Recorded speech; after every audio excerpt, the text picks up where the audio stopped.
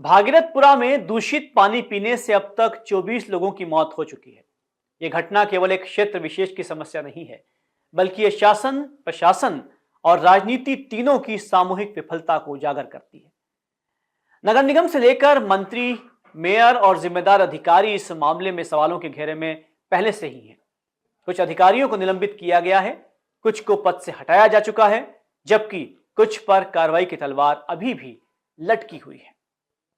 इस पूरे मामले में मंत्री कैलाश विजयवर्गीय ने सार्वजनिक रूप से यह स्वीकार किया है कि स्वच्छता में देश में नंबर 1 बनने के बाद में जो छवि प्राप्त हुई है, उस छवि को इस घटना से गहरा आघात लगा है। इस स्वीकारोक्ति इस बात का प्रमाण है कि सत्ता पक्ष भी इस त्रासदी को एक बड़ी प्रशासनिक चूक मान चुकी है। आज राहुल गांधी इंदौर में हैं। भागीरथपुरा पहुंचकर वे पीड़ित परिवारों से मुलाकात कर रहे हैं और उन्हें ढांढस बंधा रहे हैं। यह कदम मानवीय दृष्टि से महत्वपूर्ण है, लेकिन इसके साथ ही यह दौरा राजनीतिक नैतिकता और जवाबदेही से जुड़े कई गंभीर सवाल भी खड़े करता है। इंदौर शहर कांग्रेस अध्यक्ष ने हिंदुस्तान मेल के सामने यह स्पष्ट रूप से स्वीकार किया कि इस पूरे मामले में कांग्रेस से चूक हुई है। उनका कहना है कि यदि कांग्रेस ने समय रहते और अधिक मुखर होकर विरोध किया होता तो संभव है कि यह घटना इतनी भयावह नहीं बनती। उन्होंने यह भी कहा कि अब पार्टी सतर्क है और भविष्य में ऐसी किसी भी घटना को रोकने के लिए पूरी सजगता बरती जाएगी।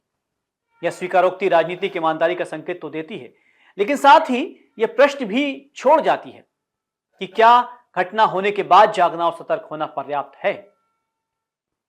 प्रदेश कांग्रेस अध्यक्ष जीतू पटवारी, राज्यसभा सदस्य और वरिष्ठ नेता दिग्विजय सिंह सहित कई कांग्रेस के नेताओं ने इस मामले में मंत्री कैलाश विजयवर्गीय से लेकर महापौर और कई लोगों के इस्तीफे की मांग की है। सत्ता में बैठे लोगों की जवाबदेही तय करने की दृष्टि से यह मांग स्वाभाविक लगती है, लेकिन इसके साथ ही एक महत्वपूर्ण नैतिक पक्ष सामने आता है।